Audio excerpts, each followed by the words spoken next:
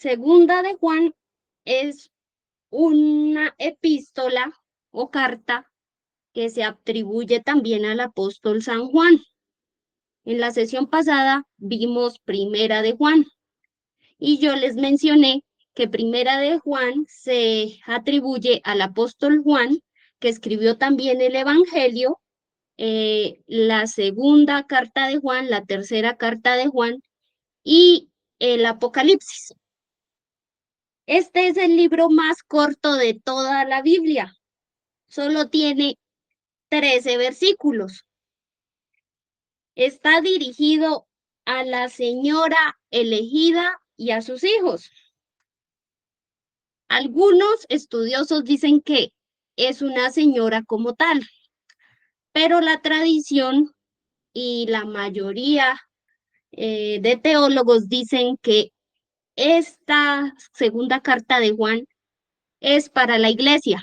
Esa es la señora elegida y los miembros de esa iglesia son sus hijos. Y como esta carta hace parte de cartas universales o cartas generales, significa que el mensaje va para todas las iglesias.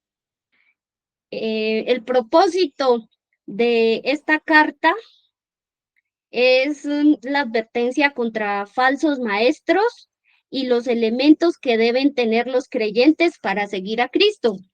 Se escribió alrededor del año 90 después de Cristo. 7 versículos ya están contenidos en la primera epístola de Juan. O sea que cuando ahorita empecemos a ver versículo por versículo, ustedes van a decir, pero esto ya lo vimos en primera de Juan. Lo que pasa es que 7 ya están contenidos en primera epístola de Juan, 7 de los 13 versículos que contiene segunda de Juan. Entonces, ahora sí, vamos a pasar al versículo 1. El anciano saluda a la comunidad escogida por Dios y a los que pertenecen a ella. Los amo de veras, y no solo yo, sino también todos los que han conocido la verdad. Juan se presenta como el anciano, lo cual tiene dos interpretaciones. Puede ser por la edad del apóstol o porque el término anciano en la iglesia era el que se usaba para los líderes. En este versículo 1 aparecen los destinatarios. En la versión Dios habla hoy, aparece como la comunidad escogida por Dios y a los que pertenecen a ella. Pero en otras versiones, como les acabo de mencionar en la introducción, aparece a la señora elegida y a sus hijos.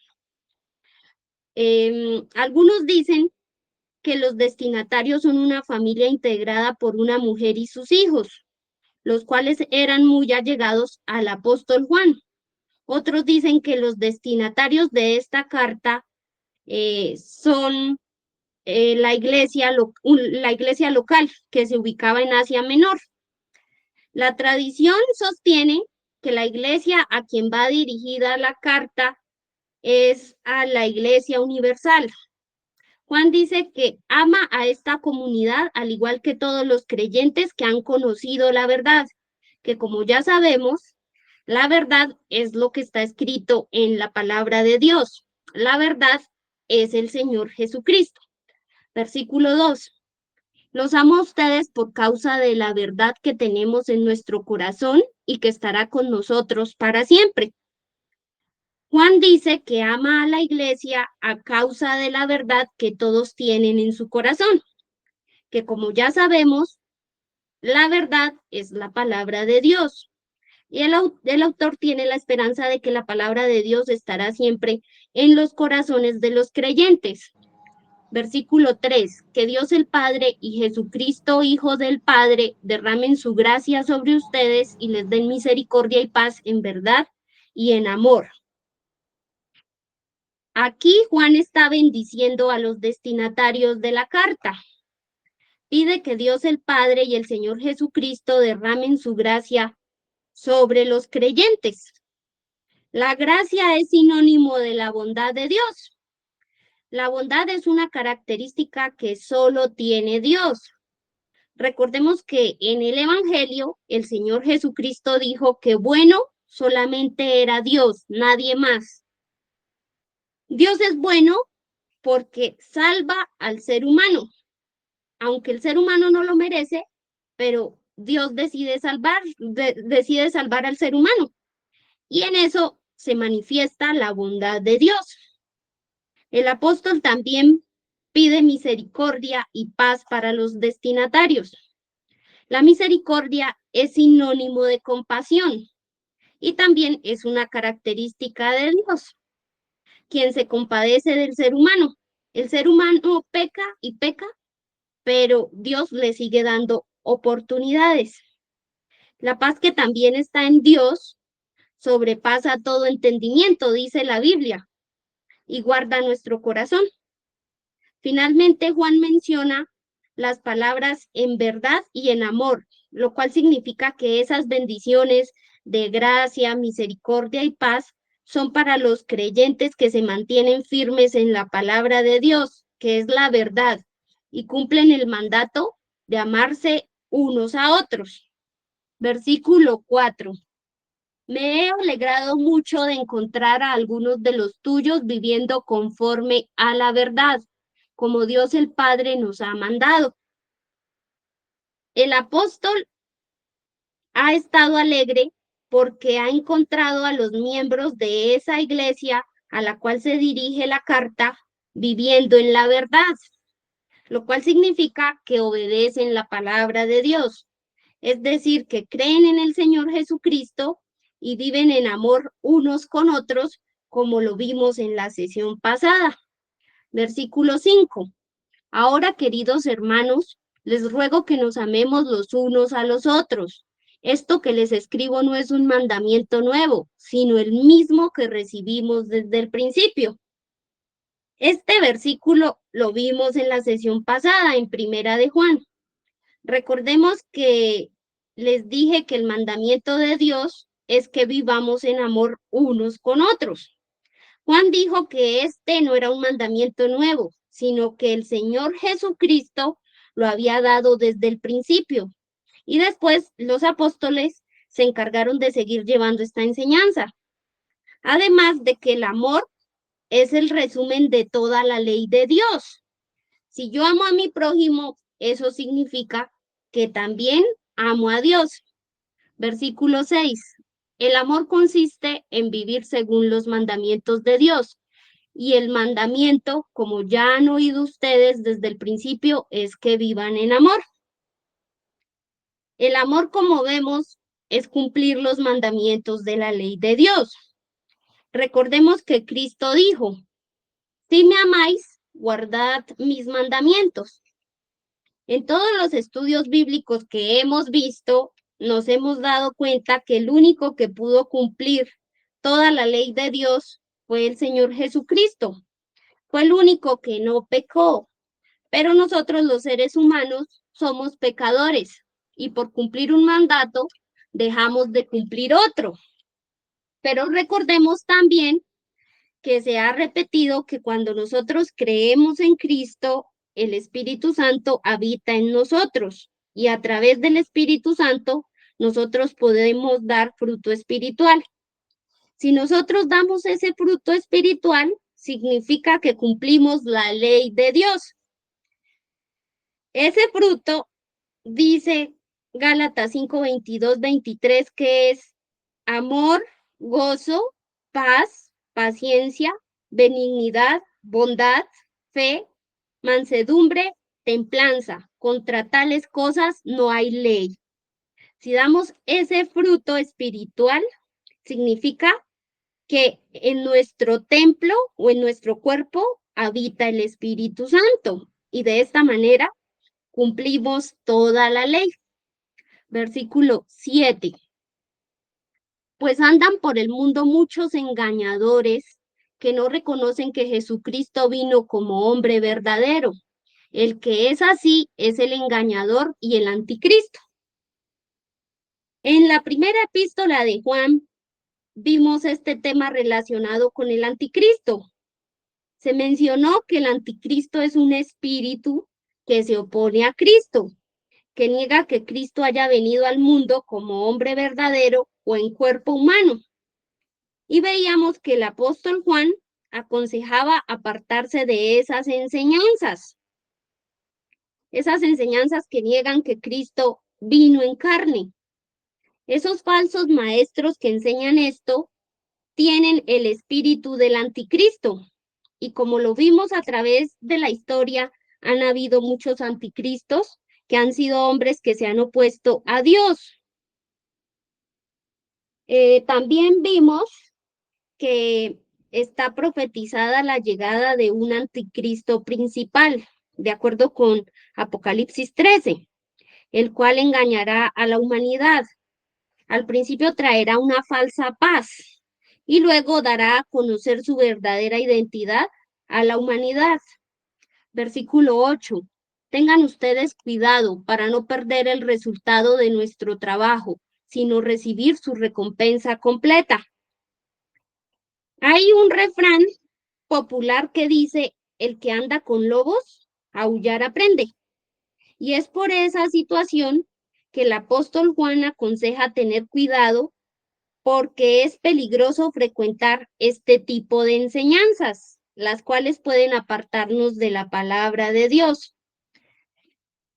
Esa enseñanza que fue llevada por los apóstoles en su misión evangelística y que se encuentra en la Biblia es la que debemos atesorar en nuestro corazón. Por eso Juan se refiere a perder el resultado de su trabajo y les indica a los creyentes que cuiden su fe para que reciban su recompensa completa. Eso quiere decir que si nos mantenemos firmes en el Señor Jesucristo hasta el final, tendremos esa recompensa que es la vida eterna. Versículo 9. Cualquiera que pretenda avanzar más allá de lo que Cristo enseñó, no tiene a Dios, pero el que permanece en esa enseñanza tiene al Padre y también al Hijo.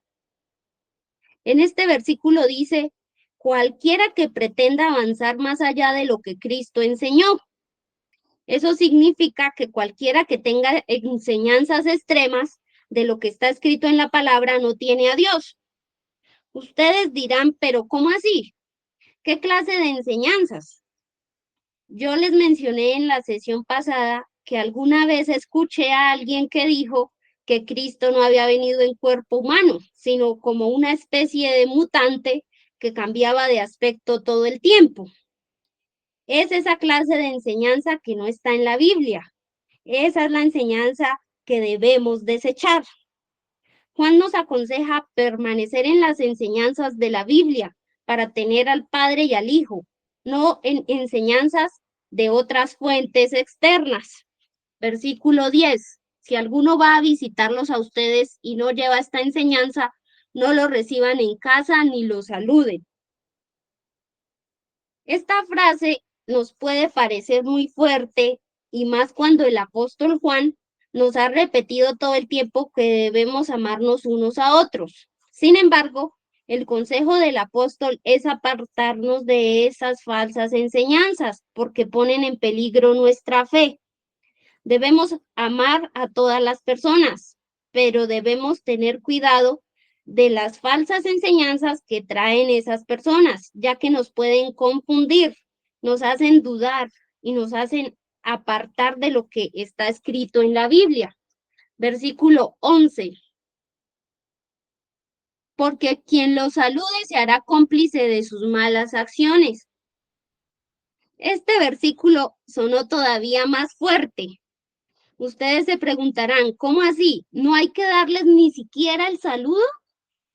En esta versión dice, quien los salude. Otras versiones dicen, quien les diga bienvenidos. Otras versiones dicen, cualquiera que los apoye. Yo creo que es más pertinente utilizar en este contexto cualquiera que apoye a este tipo de gente se hace cómplice de sus malas acciones. Y es que uno puede decir, yo solo escucho a esa persona y ya, olvido lo que me dijo, pero muchas veces esas enseñanzas se quedan en nuestra mente y podrían hacernos negar la obra de Cristo en la cruz, la deidad del Señor Jesucristo, y apartarnos totalmente de la palabra. Por eso el apóstol tiene esa preocupación respecto a los falsos maestros. Versículo 12. Tengo mucho que decirles a ustedes, pero no quiero hacerlo por carta. Espero ir a verlos y hablar con ustedes personalmente, para que así nuestra alegría sea completa. Estamos viendo que el apóstol Juan tiene el deseo de reunirse con la comunidad a la que le escribe esta carta. Él dice que tiene muchas cosas por decirles, pero que no quiere hacerlo por carta, sino personalmente para que su alegría sea completa. Si nosotros recordamos en la epístola a los Romanos, la cual vimos hace unos meses, el apóstol Pablo también anhelaba viajar a Roma para reunirse con los creyentes, y lo que lo motivaba era poder consolarse mutuamente. Así es, una de las cosas más importantes de la iglesia es la comunión entre hermanos, para que podamos levantarnos unos a otros en los momentos de angustia, dar un abrazo, una frase de aliento, una sonrisa y ayuda a quien lo necesita. Versículo 13. Los que pertenecen a la comunidad hermana de ustedes, a la cual Dios también ha escogido, les mandan saludos. Aquí vemos que Juan envía los saludos de parte de una comunidad hermana a los destinatarios de la carta. Esta comunidad hermana también ha sido escogida por Dios, porque también comparten la misma fe en el Señor Jesucristo y se mantienen firmes en la palabra. Vamos para Tercera de Juan. Tercera de Juan, como ya les mencioné, también se atribuye al apóstol Juan, al escritor del Evangelio y del Apocalipsis. Es el segundo libro más corto en la Biblia después de la segunda carta de Juan que acabamos de ver. En Hechos de los Apóstoles 19:29 se menciona que en Macedonia había un hombre llamado Gallo que acompañaba a San Pablo.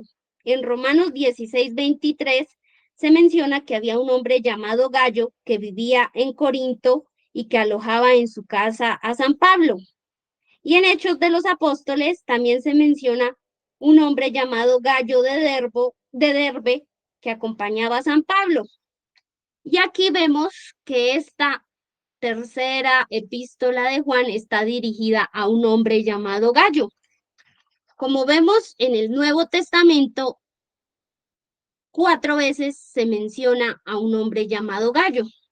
No sabemos realmente si es el mismo, pero si es el mismo, nos podemos dar cuenta que este hombre era muy hospitalario con San Pablo y que también estaba instruido por el apóstol Juan. Esta carta se escribió entre el año 80 y el 95 después de Cristo. El propósito es encomendar a Gallo unos creyentes extranjeros que van a predicar el evangelio.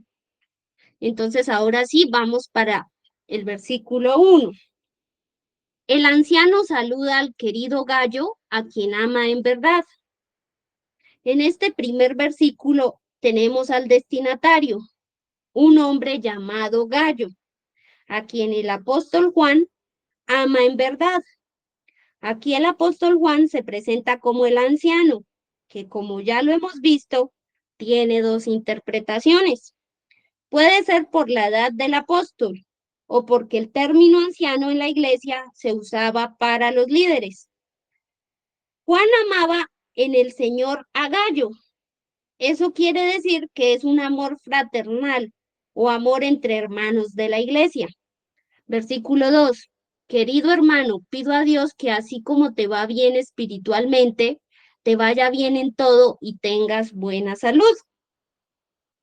Juan muestra aprecio por Gallo y lo saluda diciéndole que pide a Dios que así como Gallo está teniendo crecimiento espiritual, así también le vaya bien físicamente en todo y que tenga buena salud. Cuando analizamos este versículo, nos imaginamos que Gallo estaba dando fruto espiritual o tenía muchas virtudes que eran evidentes en la iglesia. En este caso, esas virtudes de Gallo son causa de elogio por parte del apóstol Juan, quien le está deseando que le vaya bien en todo. Versículo 3. Me alegré mucho cuando algunos hermanos vinieron y me contaron que te mantienes fiel a la verdad. Algunas personas de la iglesia fueron y le contaron a Juan que Gallo era un hombre fiel a la palabra de Dios, firme en el Señor Jesucristo. Y esto era motivo de alegría para el apóstol Juan, porque él tenía la convicción de que el Evangelio es la verdad. Y cuando se evidencian testimonios de personas que creen y se convierten a Cristo, esto es causa de satisfacción, de sentir que en realidad se está sirviendo de la mejor manera a Dios. Versículo 4. No hay para mí mayor alegría que saber que mis hijos viven de acuerdo con la verdad. Lo mismo que acabo de mencionar en el versículo anterior. Una persona que tiene la convicción en el Evangelio, que dice que el Evangelio es la verdad, y llega a saber de que a los que le ha compartido el Evangelio han creído y han dado fruto espiritual, esa persona siente una alegría inmensa de saber que está sirviendo para el reino de Dios. Así estaba el apóstol Juan al escuchar de Gallo. Juan dice que su mayor alegría es saber que sus hijos viven de acuerdo con la verdad. En este caso, Juan se refiere a sus hijos espirituales o personas que creyeron al escuchar el Evangelio por parte de Juan. Versículo 5. Querido hermano, te estás portando fielmente en el servicio que prestas a los demás hermanos, especialmente a los que llegan de otros lugares. En este versículo, Juan está elogiando la fidelidad de Gallo, que como vemos consistía en ayudar o servir a otros creyentes que eran extranjeros, los cuales llegaban como misioneros a anunciar el Evangelio. Como vimos en la segunda epístola de Juan, el apóstol aconsejaba no apoyar a los falsos maestros, pero en esta epístola el apóstol elogia el servicio o ayuda que se da a los que llevan la palabra de Dios. Versículo 6. Delante de la comunidad han hablado ellos de cuánto los amas. Por favor, ayúdalos en lo que necesiten para seguir su viaje de manera agradable a Dios.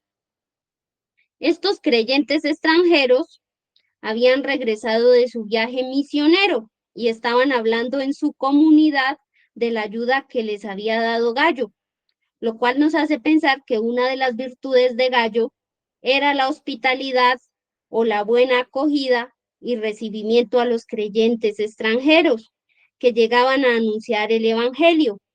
Asimismo, el apóstol le pide el favor a Gallo que continúe ayudando a estos creyentes de la mejor manera, como si lo hiciera para Dios. Versículo 7. Pues ellos han emprendido su viaje en el servicio de Jesucristo y no han aceptado ninguna ayuda de gente pagana. En este versículo ya nos queda claro el motivo de la visita de esos creyentes al lugar donde está Gallo, el servicio a Jesucristo, que consiste en anunciar el Evangelio. Aquí también vemos que Juan indica que esos misioneros no habían aceptado ayuda de gente pagana. En otras versiones dice que no habían aceptado ayuda de gentiles. La idea que quiere dar Juan es que esos misioneros no habían recibido ayuda de gente que no cree en el Evangelio. Es decir, que su servicio era desinteresado y que no estaban esperando recibir nada a cambio por lo que estaban haciendo, y mucho menos recibir algo de personas que aún no creían. Versículo 8. Por eso nosotros debemos hacernos cargo de ellos para ayudarlos en la predicación de la verdad. Juan está diciendo que los creyentes deben ayudar a esos misioneros extranjeros por medio de su hospitalidad, porque de esta manera también se ayuda en la extensión del Evangelio y se sirve a Dios. Lo que podemos imaginar es que esos misioneros emprendían viajes extensos para llevar la palabra de Dios y no tenían lo necesario para su sustento, y por esto se debía acogerlos. Versículos 9 y 10. Yo escribí una carta a la comunidad, pero Diótrefes no acepta nuestra autoridad porque le gusta mandar. Por eso cuando yo vaya, le llamaré la atención, pues anda contando chismes y mentiras contra nosotros. Y no contento con esto, no recibe a los hermanos que llegan, y a quienes quieren recibirlos, les prohíbe hacerlo y los expulsa de la comunidad. En estos versículos vemos a un nuevo personaje llamado Diótrefes.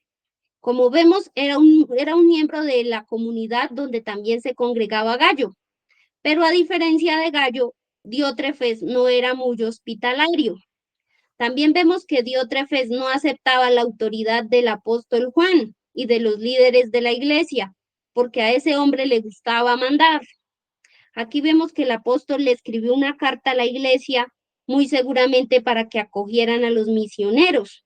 Pero salió Diótrefes a hablar mal de los líderes de la iglesia, entre estos del apóstol Juan. Aparte de que no acoge a los misioneros, les prohíbe hacerlo a otros creyentes que tienen la intención de acoger a esos misioneros y expulsa a esos creyentes que reciben a los misioneros, los expulsa de la comunidad. Esto es un caso grave en la iglesia de ese tiempo y por eso el apóstol Juan dice que les va a llamar la atención cuando vaya. Como podemos ver, esto de los chismes y malos entendidos no es nuevo en las iglesias. Desde el siglo I se viene presentando. Versículo 11. Querido hermano, no sigas los malos ejemplos, sino los buenos. El que hace lo bueno es de Dios, pero el que hace lo malo no ha visto a Dios. El apóstol Juan aconseja a Gallo que no vaya a seguir el mal ejemplo de Diótrefes, ni otros malos ejemplos, sino que siga los ejemplos buenos, porque como hemos visto, los hijos de Dios debemos estar siempre dispuestos a ayudar a los demás. En otras sesiones vimos que cuando hacemos mal a los demás, significa que no hemos conocido a Dios o no creemos realmente en su palabra. Aquí dice que el que hace lo malo no ha visto a Dios. Versículo 12. Todos, incluso la verdad misma, hablan bien de Demetrio. También nosotros hablamos en favor suyo y tú sabes que decimos la verdad. En el versículo 12 tenemos otro personaje, que es Demetrio. A diferencia de Diótrefes, Demetrio es un miembro de la comunidad del cual todos hablan bien, y de esta manera queda demostrada la veracidad del buen testimonio de Demetrio. El apóstol Juan dice que él también habla a favor de Demetrio, de lo cual también la comunidad tenía seguridad. Como vemos, este personaje Demetrio tenía una buena reputación en la iglesia, lo cual lo hace un ejemplo a seguir. Versículos 13 y 14. Yo tenía mucho que decirte, pero no quiero hacerlo por escrito, porque espero verte pronto y hablar contigo personalmente. Juan está diciendo que él prefiere decir las cosas personalmente y no escribirlas, porque quiere ver pronto a Gallo. Y el mensaje en persona se transmite de una manera y por escrito de otra. El mensaje puede ser recibido de una manera diferente a la que se quiere transmitir. Por eso es importante la comunión entre hermanos, para apoyarse mutuamente, no tener malentendidos y vivir en armonía. Versículo 15. Que tengas paz. Los amigos te mandan saludos. Por favor, saluda a cada uno de nuestros amigos. Aquí vemos el saludo de despedida del apóstol Juan a Gallo. Le desea que tenga paz. Le manda saludos de parte de sus amigos y le pide que salude también a cada uno de sus amigos. Y ahora sí, para finalizar, vamos con la epístola de Judas. La epístola se atribuye tradicionalmente a Judas Tadeo, uno de los apóstoles del Señor Jesucristo. Sin embargo, el autor de la epístola se presenta como Judas, siervo del Señor Jesucristo, hermano de Jacobo. Algunos dicen que este Judas era hermano de Santiago el Justo o Jacobo, que es el que al que se le atribuye la autoría de la Carta de Santiago, que fue la primera que vimos en este estudio. Ustedes dirán, o sea que si Santiago o Jacobo era conocido como el hermano del Señor, Judas también lo era. Este Judas que escribe esta carta, algunos dicen que sí, que Judas también pudo ser uno de los conocidos como hermanos del Señor. Esto lo podemos ver en Marcos 6:3, donde se nombran cuáles fueron, o sea, los hermanos del Señor, en Marcos 6:3. Sin embargo, en la introducción a Cartas Universales, yo les mencioné que para los católicos no son hermanos de sangre, sino parientes cercanos. Y para para la iglesia protestante, los hermanos del Señor sí son hermanos de sangre. Ahí están las dos posturas, católicos que dicen que no eran hermanos de sangre y protestantes que dicen que sí lo son. Aunque como yo les mencioné en la introducción a Cartas Universales, hay libros apócrifos que dicen que estos hermanos del Señor realmente eran hijos de José el carpintero, quien quedó viudo y luego desposó a María. Entonces, hay muchas posturas sobre esto, pero la verdad nadie la sabe, son simplemente posturas. Lo que sí podemos ver es que en la Biblia se presentan como hermanos del Señor. Eh, esta carta se escribió a finales del siglo I. El propósito es alertar sobre los falsos maestros, así como también lo hemos visto en las cartas de Pedro, en las cartas de Juan. Ahora esta alerta sobre los falsos maestros también la vemos en Judas.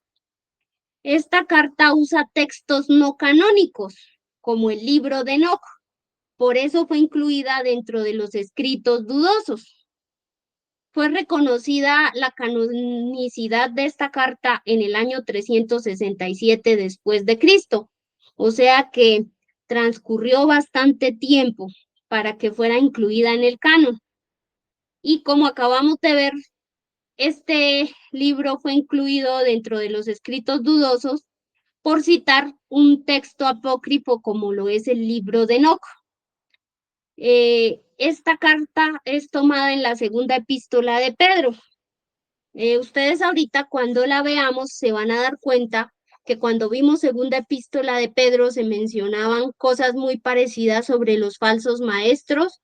Se habló de Sodoma y Gomorra y también se dieron ejemplos como el de Caín y Balaam. Ya lo vamos a ver. Entonces vamos para el versículo número 1. Judas, siervo de Jesucristo y hermano de Santiago, saluda a los que Dios el Padre ama y ha llamado, los cuales son protegidos por Jesucristo.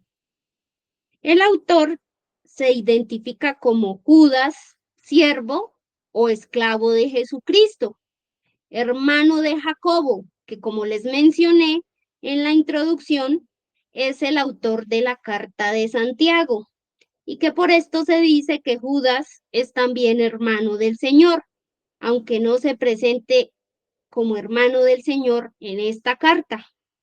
En este versículo podemos identificar que los destinatarios son los que Dios el Padre ama y ha llamado, los cuales son protegidos por Jesucristo.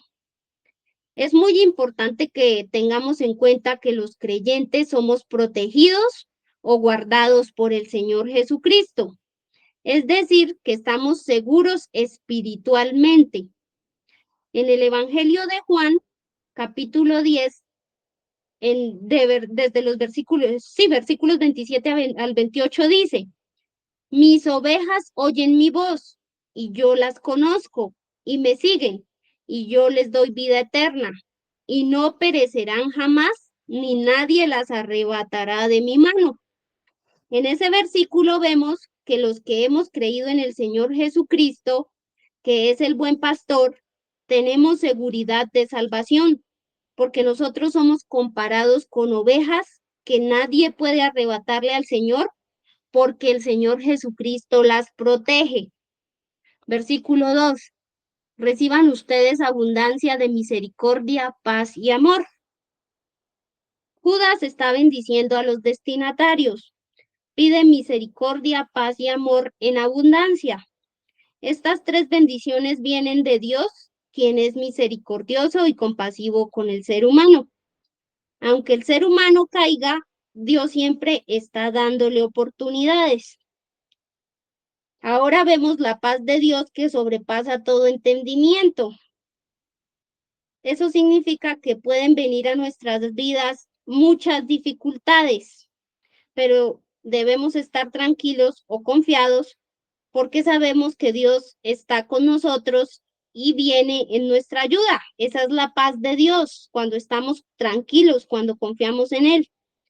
Y finalmente tenemos el amor, que como vimos en la carta de Juan, o en las cartas de Juan, Dios es amor. Y por eso se acercó al hombre para darle salvación. Entregó al Hijo único, al Hijo bueno que tenía por amor a una humanidad que era malvada. Versículo 3. Queridos hermanos, he sentido grandes deseos de escribirles acerca de la salvación que tanto ustedes como yo tenemos, pero ahora me veo en la necesidad de hacerlo para rogarles que luchen por la fe que una vez fue entregada al pueblo santo.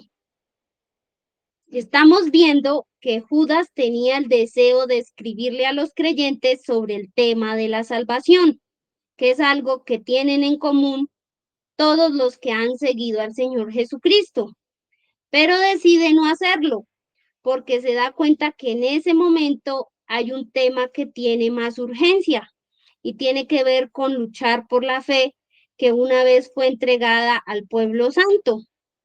Luchar por la fe significa estar firmes en lo que está escrito en la palabra de Dios, no dejar de creer a pesar de las circunstancias, realizar defensa del Evangelio cuando muchos se opongan y rechacen su veracidad. Versículo 4, porque por medio de engaños se han infiltrado ciertas personas a quienes las escrituras ya habían señalado desde hace mucho tiempo para la condenación. Son hombres malvados que toman la bondad de nuestro Dios como pretexto para una vida desenfrenada y niegan a nuestro único dueño y Señor Jesucristo. Aquí en el versículo 4 tenemos los motivos por los cuales Judas pidió luchar por la fe. Lo que pasó fue que se infiltraron personas falsas en la iglesia y Judas dice que otros escritores ya habían dado esta advertencia. Estos falsos maestros estaban camuflando falsas enseñanzas en el Evangelio. Decían que si Dios era bondadoso, pues había que pecar más para que se demostrara aún más la bondad de Dios. De eso también habló San Pablo en la carta a los romanos.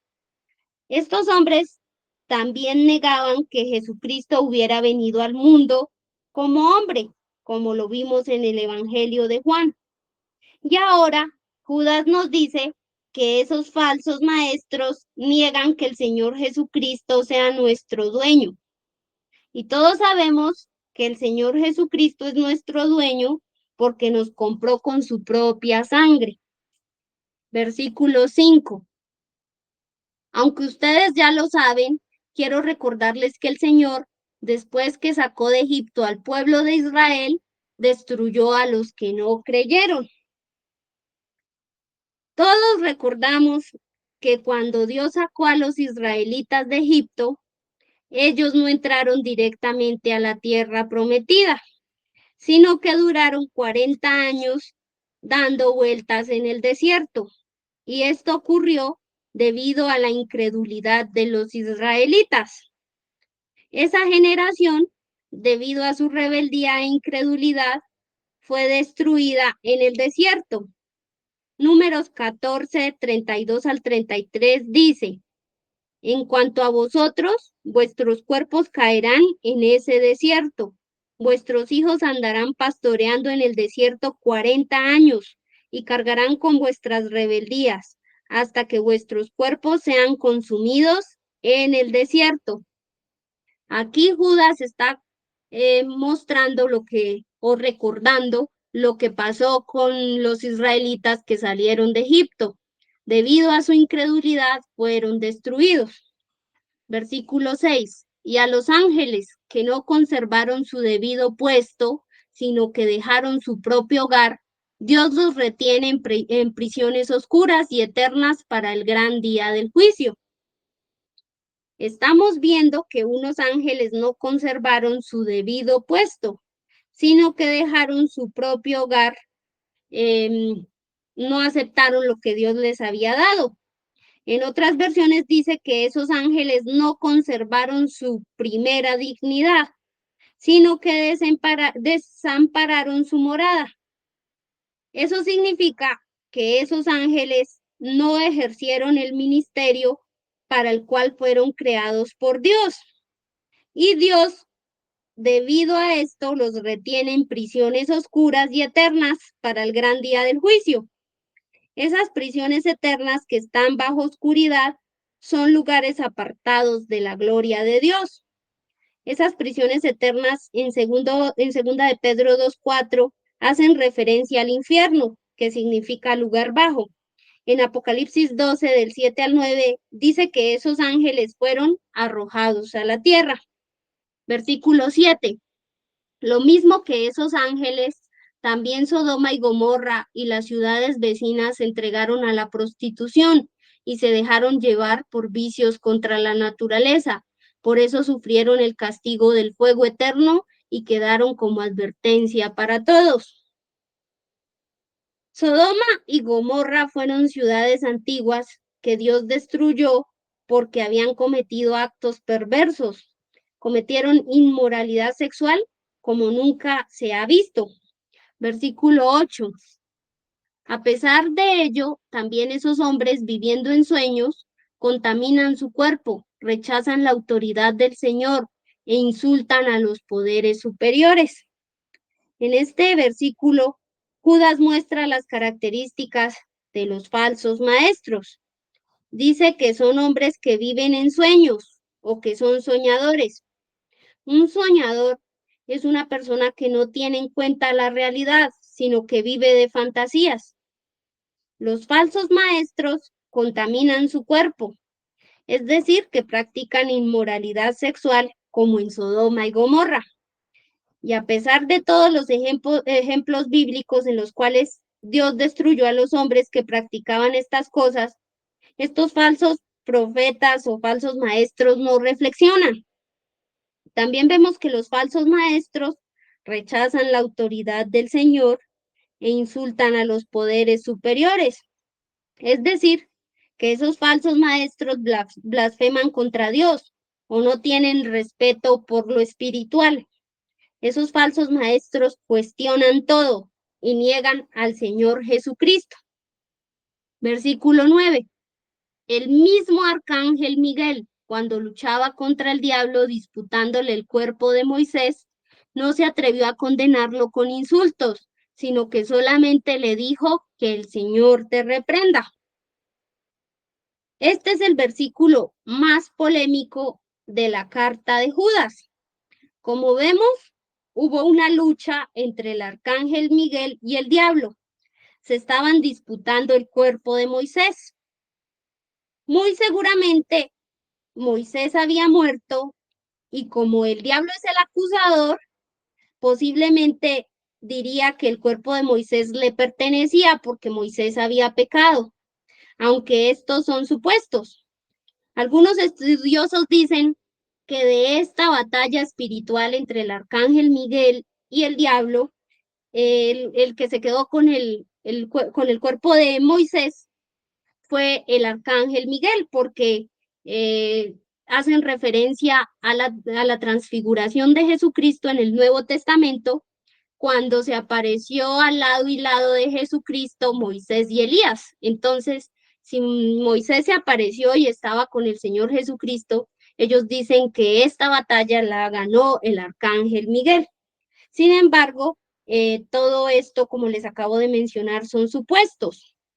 La idea que quiere transmitir realmente el autor es que ni siquiera el arcángel Miguel, que tiene autoridad dada por Dios, se atrevió a decir insultos al diablo, que también es un ser espiritual con poder, sino que el arcángel Miguel le dijo que el Señor te reprenda. Eso significa que el arcángel Miguel reconoce que la autoridad sobre el diablo la tiene Dios y el juicio solamente le corresponde a Dios. Versículo 10. Pero esos hombres hablan mal de las cosas que no conocen, y en cuanto a las que conocen por instinto, como las conocen los animales sin entendimiento, las usan para su propia condenación. Ahora tenemos la comparación del pasaje anterior con los falsos maestros, quienes insultan a los poderes superiores, cuestionan a Dios y ni siquiera conocen el mundo espiritual. Judas los compara con animales sin entendimiento. Estos hombres van a recibir las consecuencias de sus propios actos. Versículo 11. Hay de ellos, porque han seguido el ejemplo de Caín. Por ganar dinero se han desviado como Balaán y como Coré mueren por su rebeldía. En segunda de Pedro vimos que Caín mató a su hermano por envidia. Y esto también lo hacen los falsos maestros. Sienten envidia. También vimos a Balaam, que era un profeta que sabía que no había que profetizar en contra de Israel por mandato de Dios, pero un rey lo convenció de hacerlo ofreciéndole riquezas. Y los profetas también, los falsos profetas también se mueven por la ambición. A Coré no lo vimos en segunda de Pedro, pero su historia está en Números 16 del 1 al 25. Este hombre se rebeló contra Moisés y fue consumido por fuego debido a su rebelión. Versículos 12 y 13. Son una vergüenza en las fiestas de amor fraternal que ustedes celebran, en las que ellos comen y beben alegremente sin mostrar ningún respeto. Son pastores que cuidan solamente de sí mismos. Son nubes sin agua llevadas por el viento. Son árboles que no dan fruto a su tiempo, 2 veces muertos y arrancados de raíz. Son violentas olas del mar que arrojan como espuma sus acciones vergonzosas. Son estrellas que han perdido su rumbo y están condenadas a pasar la eternidad en la más negra oscuridad. Estos versículos 12 y 13 son todas las comparaciones que que se le hacen a los falsos maestros. Como conclusión, ellos vivían una vida desenfrenada. No tenían respeto por nada ni por nadie. Estaban totalmente apartados de Dios. Versículo 14. También Enoc, que fue el séptimo después de Adán, habló proféticamente cuando dijo acerca de esa gente: vi al Señor que venía con miles y miles de sus ángeles a juzgar a todos los hombres y a condenarlos por todo el mal que cometieron en su maldad y por todas las palabras insolentes que como malvados pecadores dijeron contra él. Aquí tenemos el libro de Enoc, que como les mencioné en la introducción, es un libro no canónico o libro apócrifo. Y por eso, durante algún tiempo, esta carta de Judas fue rechazada, incluida como un libro dudoso. Fue hasta el año 367 después de Cristo que la carta de Judas se incluyó en el canon bíblico. Enoc es mencionado en el Antiguo Testamento en Génesis 5. Allí dice que fue un hombre que caminó con Dios y luego Dios lo llevó, o sea que Enoc no murió. Judas está citando al libro de Enoc, porque en este libro se advertía de los falsos maestros.